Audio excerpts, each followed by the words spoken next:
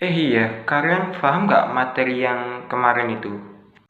Materinya yang belum kan materi tentang tahapan translasi kan ya? Iya mau materi itu. Jelasin dong. Oh, kalau materi itu sih, alhamdulillah sih, aku paham ya. Kan itu kalau di translasi itu ada 3 tahap. Nah, yang pertama itu ada inisiasi, yang kedua ada elongasi, yang ketiga ada terminasi. Inisiasi itu sendiri yaitu permulaan atau awal dari translasi.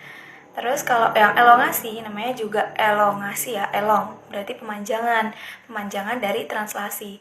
Nah, selanjutnya kalau yang ketiga itu kan terminasi. Terminasi itu pengakhiran. Itu sih tahapannya ada 3 kalau setahu aku ya.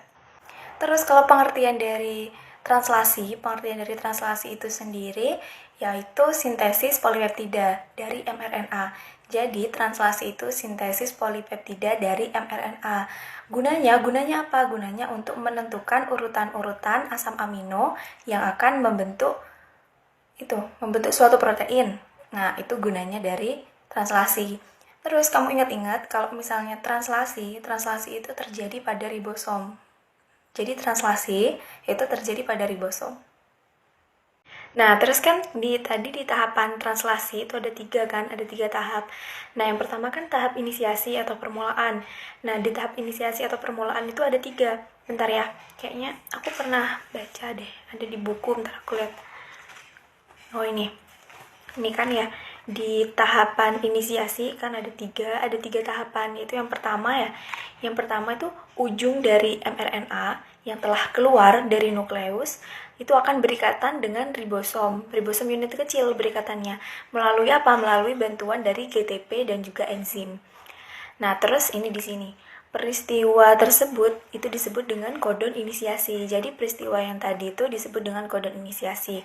Terus lanjut di tahapan yang kedua, dari kodon inisiasi itu nanti disebutnya itu adalah ada AUG. Nah, kodon AUG itu nanti yang memberikan sinyal untuk memulai suatu proses translasi.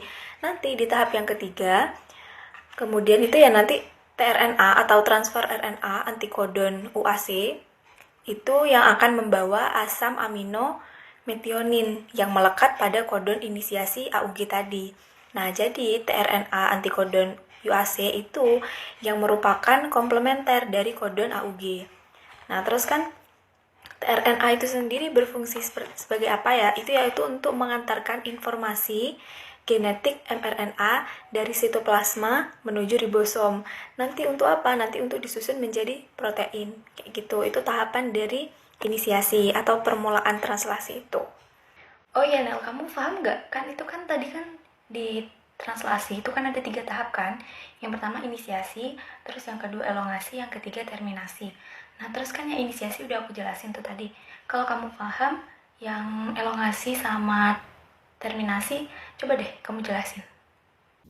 Aku paham kok, aku juga udah nyatet di buku. Nah, jadi tahap elongasi ini adalah tahap pemanjangan. Nah, di elongasi ini juga ada 5 tahap, yaitu yang pertama, kodon yang dibawa oleh mRNA akan diterjemahkan satu persatu menjadi asam amino. Nah, yang kedua, asam amino berikutnya akan ditambahkan atau Nah, yang kedua, asam amino berikutnya akan ditambahkan satu persatu dari asam amino pertama atau metionin. Nah, yang ketiga ini asam amino pertama, metionin ini segera lepas dari ribosom. Terus tRNA kembali ke sitoplasma untuk mengulangi fungsinya. Dan tRNA berikutnya datang untuk berpasangan dengan kodon mRNA berikutnya. Nah, yang keempat itu setelah itu masing-masing asam amino akan digabungkan oleh tRNA. Yang kelima ini gabungan asam amino tersebut akan membentuk rantai polipeptida yang dikatalisasi oleh rRNA. Nah, rRNA ini atau ribosomal RNA terdapat pada ribosom subunit besar yang berfungsi sebagai enzim pembentuk ikatan peptida yang menyambungkan polipeptida antar asam amino. Nah, itu adalah penjelasan dari tahap elongasi atau pemanjangan translasi.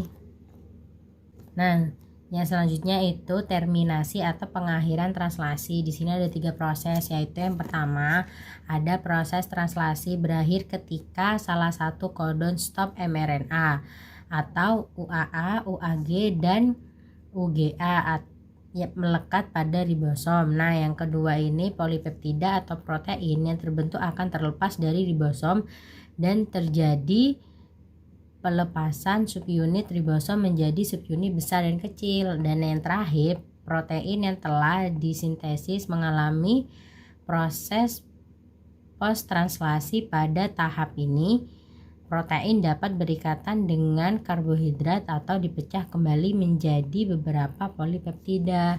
Nah, itu penjelasan dari terminasi atau pengakhiran translasi. Aku udah nyata semua, jadi aku paham. Udah paham kan, Arjani? Oh gitu ya. Paham. Makasih ya.